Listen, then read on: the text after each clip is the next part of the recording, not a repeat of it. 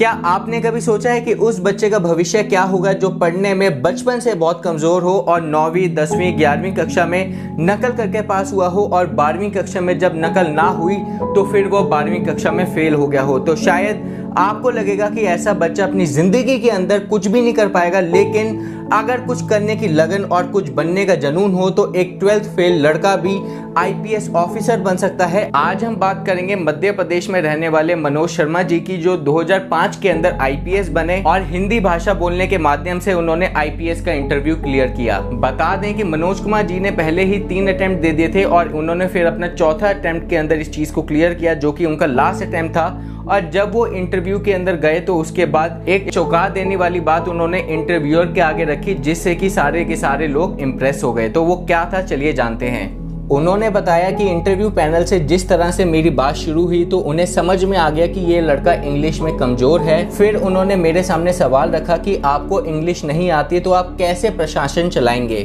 तभी उनमें से बैठे एक मेंबर ने मुझे बोला कि आप पानी पी लीजिए, और फिर उन्होंने इस चीज़ का जवाब देते हुए बोला कि मैं ये पानी नहीं पीऊंगा, ये पानी कांच के गिलास में है और मैं स्टील के गिलास में ही पानी पीता हूँ। और फिर ये सुन के इंटरव्यू बोर्ड के अध्यक्ष थोड़े नाराज तो हुए ही और बोले ये क्या बकवास है, और बोला कि कांच के गिलास में पानी होने से आप पानी नहीं पिएंगे। तो फिर मनोज कुमार जी ने इस चीज़ का जवाब देते हुए बोला कि मैं सर यही तो बोल रहा हूँ कि पानी महत्वपूर्ण है या फिर गिलास महत्वपूर्ण है। और फिर मनोज जी ये बताने में सफल हुए कि भाषा महत्वपूर्ण नहीं है, काम महत्वपूर्ण है। और अगर किसी बंदे के अंदर काम करने की लगन है तो आप उस व्यक्ति को लैंग्वेज के बेसिस के ऊपर जज नहीं कर सकते। और फिर ये सुन के इंटरव्यू बोर्ड के अंदर जितने भी अध्यक्ष बैठे थे वो इम्प्रेस हुए। और साथ ही साथ अभी हाल फिलहाल के अंदर मनोज कुमार जी ने अपनी एक बुक भी लिखी है जिसका नाम है 12th फेल, और वो करेंटली अभी पोस्टेड है as additional commissioner Mumbai region के अंदर। तो चलिए ये बात रही मनोज कुमार जी की, लेकिन इस चीज़ के अंदर आप भी समझिए कि अगर ब्रिटिशर्स हमारे इंडिया के अंदर आए तभी तो हम सारे इंग्लिश बोलने लगे। अगर बाई चांस अगर मान लो कि इंडिया ब्रिटिशर्स के ऊपर राज करता है हिस्ट्री के अंदर,